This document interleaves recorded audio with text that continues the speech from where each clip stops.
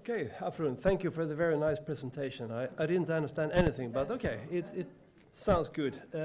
First of all, thank you for the invitation to Reykjavik International Games and Reykjavik University. It's, of course, an honor to be here in fantastic Iceland. I arrived Monday evening. It was not very good weather, but it was the forces of nature that I like very much. So once again, thank you, Hafrun, for your presentation. My presentation will deal about the psychology of sports injury, and as probably Hafrun said, it's one of the research area that I have been working with the last 30 years or something, both in terms of research but also applied sport psychology. So my construct now is that we will talk about psychological risk factors that is connected to sport injury outcome, and of course also rehabilitation issues. And when we talk about sport injury, it's very important to state that it's embedded in a sport-related context, that is not just a psychological issue, it's a physiological and a social and biopsychosocial issue. But I will, of course, deal with the psychological part of sports injuries. And as you can see on the slides here, I will deal with both pre-injury issues that relates to the outcome of a potential injury in a sport-related settings. But I will also go over to post-injury reactions and behavior when an athlete have received an injury. And as you might see on the slide here, there is an arrow that goes in both directions. And the idea behind this is that the pre and post is very closely connected, but still two different entities. So I will try to deal with the first part, pre-injury, a short summary, and then we continue with the post-injury and a short summary at the end. So that's my general idea. Probably Hafrun said that I have been a handball coach. I think I heard it somewhere in between the lines. And that is, of course, an important issue to state here because I have been working for 25 years as a coach, 5 years as a full-time coach in especially youth competitive handball. And that always brings some experiential flavor when you do research, that you have the background, especially when you work with the injured athletes as a applied sport psychologist. So from that perspective, it's important to state that this is not just a theoretical issue, but it's also combined with practical applied issues that potentially could be interesting for coaches, students, and others involved in sport injury rehabilitation. But to start, so we are on the same definitional marks. When I talk about sport injury, it's something that is connected to physical activity. So you don't receive a sport injury on the way to a training or a competition or on your vacation. That's even though if you're an athlete. But it's during the sporting activity that is defined as a sports injury. And it's a debate among sports medicine person, what is the length of incapacity or length of rehabilitation time? But I would say there is a consensus that we normally talk about 3 different lengths of incapacity: minor, moderate, and severe. And minor injuries up to 1 week of rehabilitation time, moderate 1 week to 1 month, and the severe injury is more than 1 month. Could be years also for some people. And in this presentation, I will focus primarily on the severe and moderate injuries. Moreover, in order to be on the same platform when it comes to definition, and I think most of you have an idea that when we talk about injuries in sports-related settings, we talk about acute injury or musculoskeletal injuries, or overuse, or combinations of these two.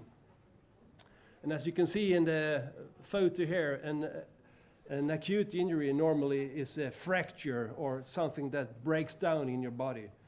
for instance, when you play handball, your shoulder, football, your knee, and so on. While, and you see them quite often in team sports, but of course also in other sports. When we talk about overuse injuries, well, it's due to repeated micro traumata and having this cumulative effect on your tissues, such as stress fractures. Interesting to note so far is that research and applied sport psychological research about sports injuries mostly about the acute injury type, not so much about the overuse injury yet, but it's an upcoming area that many persons are involved in and interested in. And one of the reasons is because we think from a research perspective that overuse injuries are very much combined with cultural issues, coaching styles, norms, traditions, and so on. But it has another history, and I will not deal with the overuse injury. That would be an own presentation.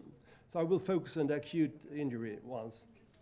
And to start the audience thinking here, if I ask you this question, what sports do you think are the most exposed to sport-related injuries?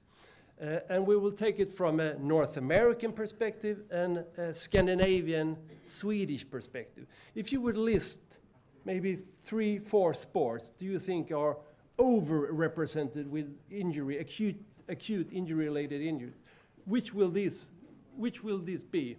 So, anyone who have an idea which is the top injured sport in the North American statistic?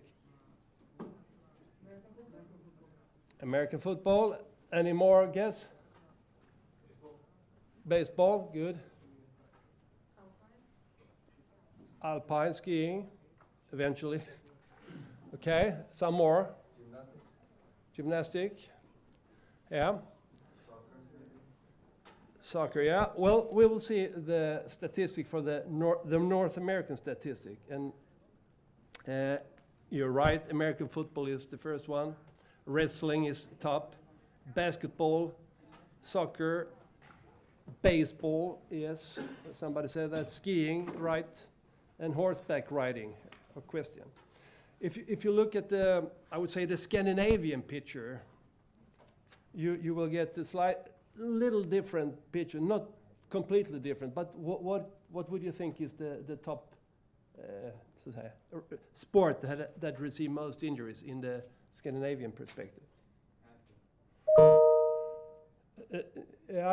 Not handball, but it's among the top 5, you're right.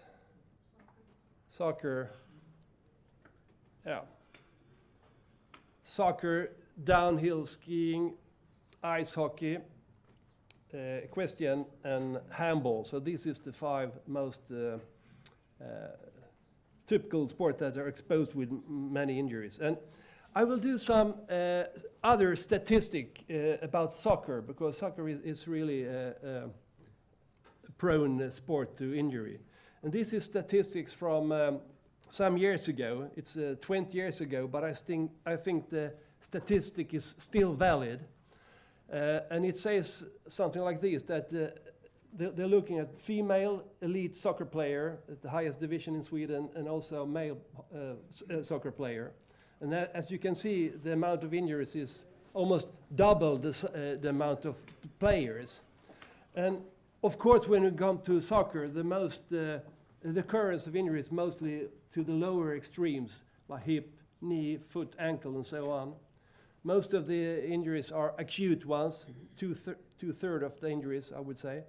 And there is a division of minor, moderate, and severe that could deviate from one season to another, but still you get an idea how many injuries that occur. And there has been a debate the last 15 years, is female soccer player exposed to more injuries, especially knee-related injuries. But it's not easy to tell if this is right or wrong, but in some statistics you can see that female soccer player on elite level occur more knee-related injuries than men. But it's not confirmed in research. So If we go over to the psychological side, this was the statistic, the background to get you into the area. Well, what are typical psychological variables that could influence injury risk? Well, from a research perspective, and also from, I would say, experiential learning, there are a variety of I would say, examples of psychological issues that goes through the research. And probably the most researched one is personality variables, and especially those who are related to anxiety in different forms, or worry, being worried about issues, or having a high disposition of being anxious is related to injury occurrence in quite a lot of studies. But even more clear is the one about stress variables. And from our own research and from other persons, we know that if you're exposed to quite a lot of rather big negative life events, such as quitting job, maybe sickness in your family and so on, you have a 2 to 3 times higher risk of getting injured in a later phase of the year. And not least talking about what we call daily hassle, which is the small stressors that you're exposed to maybe every week or every day. But on the other hand, there are issues that influence injury risk in a positive way, and that is the way you can eventually handle the situation or cope with the situation. And having a good and adaptive way of coping with potential injury-related situation will probably help you out in this manner, such as emotional support system and so on. One issue that many people are interested in is, okay, there are psychological factors that could eventually lead to an injury outcome. And remember, once again, we are embedded in a context where we have physiological, social. I'm focusing on the psychological or psychosocial factors. But if there are psychological factors that eventually could lead to an injury outcome, can we do anything about this before it actually happens? Well, we have also studied this question. And to do this, you normally do some form of review or meta-analysis, where you look at a lot of different studies and see if the studies show any direction. And some years ago, we did a smaller meta-analysis of the published studies about interventional techniques for injury outcome from a psychological perspective.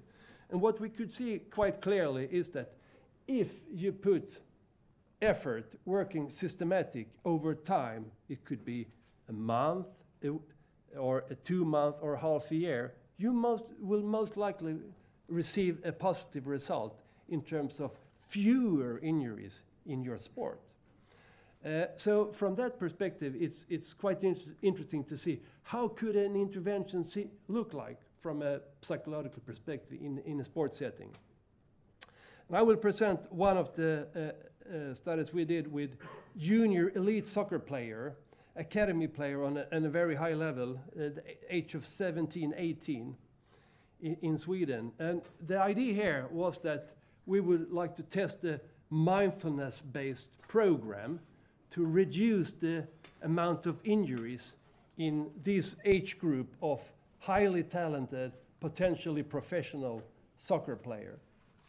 And we selected 41 junior elite soccer player and divided them into a control or treatment group and an attentional control group. So it was like randomized control trial. And what we did was that we used a protocol that is quite common today in sport psychology, mindfulness acceptance commitment protocol, MAC approach, where you have 7 steps that you could follow, 7 weeks, one educational issue every week.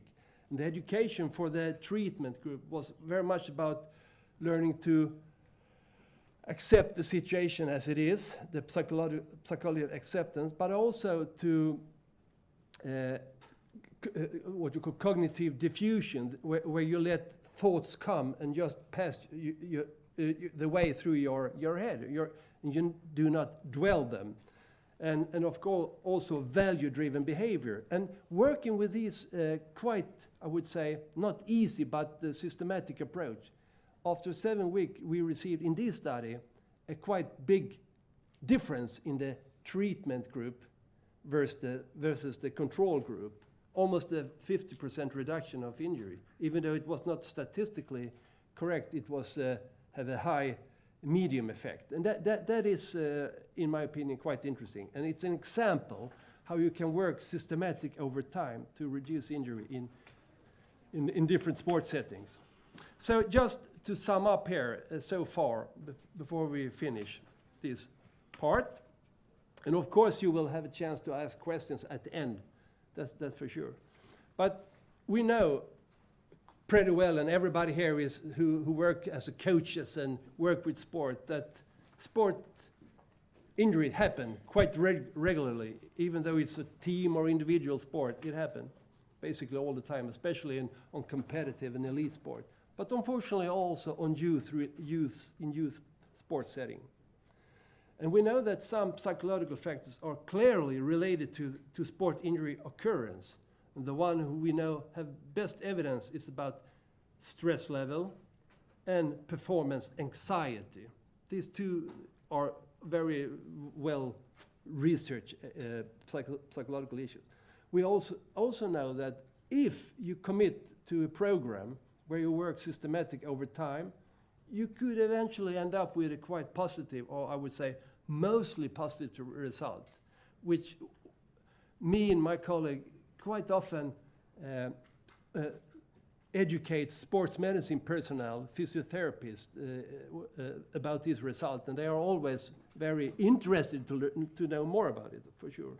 And of course, it's extremely important in this matter that receive positive support as a coach in order to prevent injury occurrence to come. But let's go to the other part, which is rather related to the pre-injury part, the post-injury. And here we have another little other scenario still. And sport injury rehabilitation, as I said a couple of times, is a multidisciplinary approach where we, as applied sport psychologists, usually work with sports medicine personnel, normally physiotherapists at sports medicine centers, for instance, in Sweden or elsewhere. And when you look at the psychological factors that could affect the rehabilitation of injured athletes, we can divide them into personal factors, we can divide them into situational factors. Personal is within the person, and situational is between different persons. For instance, the injured athletes, the physiotherapist, or the coach, and so on. And we can also talk about those strategies that are good or adaptive, that shows some good progress, while we can also identify negative or maladaptive strategies in the literature and the work we do. And one way to organize this is to show this table where I have the personal and situational factors in the left, to the left, and then I have these adaptive and maladaptive strategies to the right. And as you can see, when we start with the within or the personal factor, that there are several psychological issues that have been associated with a healthy and a good rehabilitation period. And let's say now also, it doesn't mean that it goes faster, but it goes more healthy, and that's a big difference. Not the speed, but the psychological growth is that of interest. And one issue here is believe in your own capacity and your own actions versus using avoidant coping strategies where you actually confront the trauma of being injured. For instance, having a anterior cruciate ligament injury, an ACL injury. So that's two different ways of behave when you are in an injured situation. Another psychological personal variable is self-compassion. To nurture yourself and try to see different ways to come through the injury situation versus having literally no motivation for the rehabilitation regime to come. So that's also two different psychological actions. And when you look at situational factors or between person factor, one is about the communication skills between the injured athletes and the sports medicine team, the coach, and others. And this is an area that has received quite a lot of research the last year from a sports medicine perspective, where they learn more and more how is the way we should communicate with our injured athletes. Because having the right form or the constructive form of communication normally leads to a better rehabilitation regime. And the opposite is isolation and withdrawal from the group or team dynamics to take a step back, like avoidant coping. That is not a good psychological strategy to go through an injury situation. And finally, there is the one with having high quality social support, which I think many of you can understand is a quite positive and a good strategy versus having experienced very low social network and support from others in your surrounding. And I will use some of the, especially the maladaptive factors in a case soon. So it will come back, this word that I talked about. So moving one step further, in order to understand the situation of being injured from a psychological or social psychological perspective, it's also fruitful to have an idea of different phases.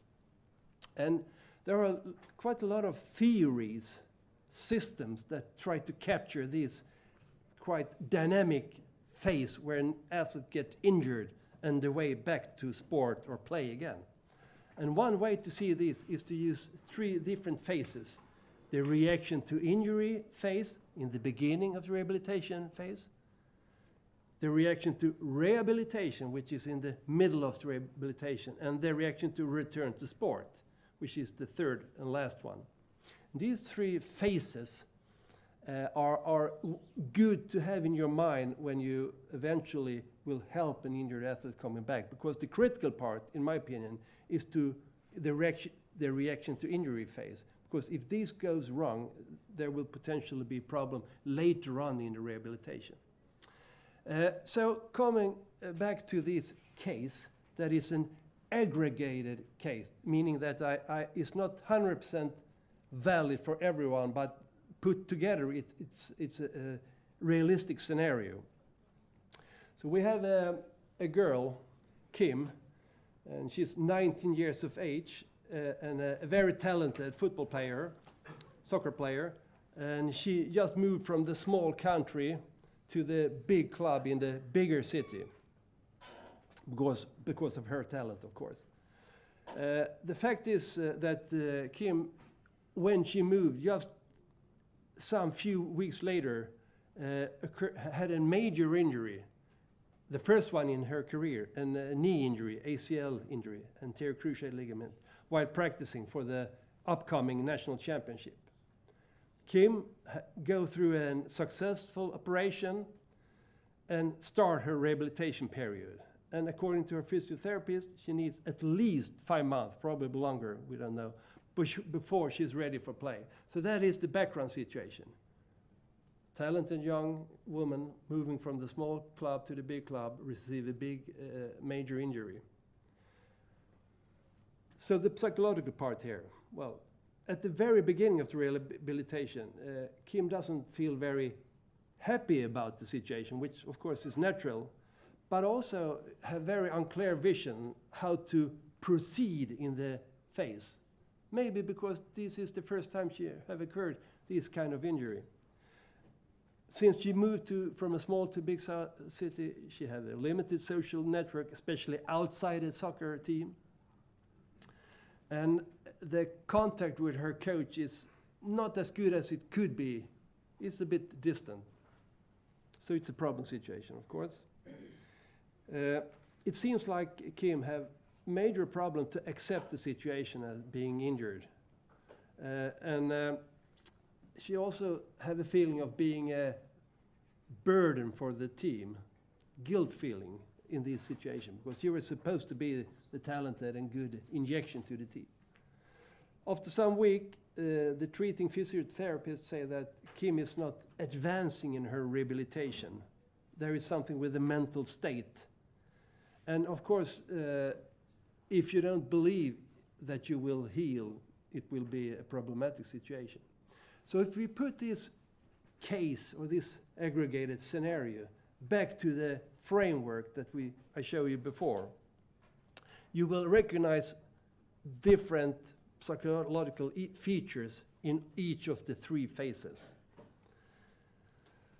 So if we look at the reaction to injury phase, what we can quite easily recognize in this case is that Kim has a very low acceptance of the situation and a quite fluctuating mood, which in one way is not very uncommon, because that could be an adaptive way of response to a big trauma. But if this reaction continues over time, it will probably turn over to something maladaptive. And that is, of course, not good. And also it's important to say that these psychological reactions is embedded in a social and physiological context, the severity of injury, the history, and so on and so on. So it's not just the psychological issue per second, but that is what we deal about here. So if we move to the rehabilitation phase, well, we can see quite a lot of psychological signs that I think most coaches and most persons involved in sport could recognize. And that is the behavior that the athlete sends out during the rehabilitation time. And in this case, we see a tendency to social withdrawal, getting out of the team. We see the fluctuating mood once again, but also the inability to set goals or have a vision for the rehabilitation to come, which could be related to that this is the first major incident for Kim. And also guilt feeling, which is quite strong psychological reaction, by the way. What we will face when we go into the return to play, because this soccer was return to sport before, we see quite a lot of things here. First of all, we could see that following the rehabilitation phase, that Kim will not be ready for play again in a quite extended time, because there are so many psychosocial issues that are not solved in her rehabilitation phase. And what we will see is that Kim will most likely face a prolonged rehabilitation before she eventually gets ready to play. So the interesting question here, dealing with this case and this framework, could we do anything to help Kim? And I think we can do quite a lot, especially if you use, I would say, elementary common applied sports psychology knowledge. And I will give you some tips here that I have been working with, and also some other persons during the many years. And my recommendations here, based on what we call psychological skill techniques, psychological skills technique. There are different therapeutic techniques you can use, but one is that you work with stress management and cognitive control, and I will come back to this. You work with goal-setting skills, relaxation-guided imagery, self-talk, and also biofeedback training. And when we talk about stress management and cognitive control, well, it's a quite big area, and one educational approach for Kim quite early in her rehabilitation phase would be to educate her what is a good way to behave, what is not so good a way to behave. And if you remember, avoidant coping was one of the bad issues here, while the self-compassion was one of the good issues. So this is the educational phase that you could actually use in your rehabilitation program. But you can also deal with goal-setting skills, relaxation, and guided imagery, self-talk, and biofeedback. And I will just highlight those in the middle, the blue ones, goal-setting skills and relaxation guided imagery. And this is quite, I would say, it looks maybe very, very common to you, but it has proven to be effective.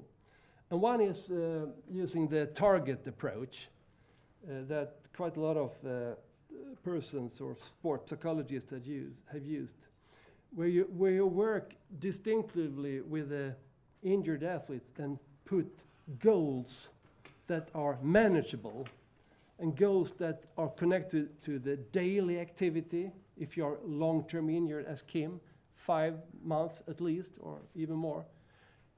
Daily goals could be actually to go to the physiotherapist and work with your body.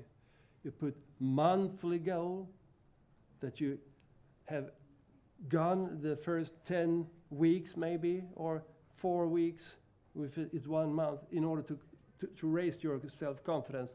And then you can put dream goals. And just to exemplify this strategy, for a couple of years ago, I was working as an applied sports psychologist at the Sports Medicine Central, and I met the injured team player, a female player who had received multiple hip and knee injury in her competitive situation. And I asked her, and I took her by the side, and we were sitting at the Sports Medicine Center, and I asked her, well, how do you actually feel? Can you tell me what you feel now? And she said like this, I will never forget it. Well, she said, I feel like I'm a golf ball.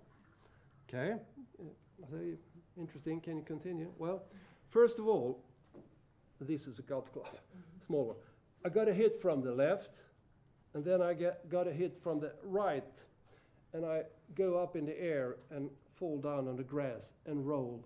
And I roll gradually down into a black hole and down in the bottom. And when I look up, it's just darkness. And from this story, you can quite easily understand that this girl have a mental issue here. And one of the approaches could be to literally help her lift her up to a grass road level from the black hole by putting some understandable goals for her advancement in the rehabilitation. And this would probably be very fruitful for Kim, if you remember the case. Another potentially more complex strategy is to use imagery.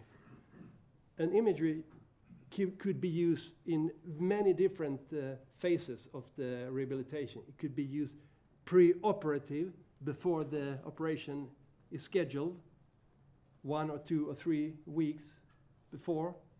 It could be about coping with pain.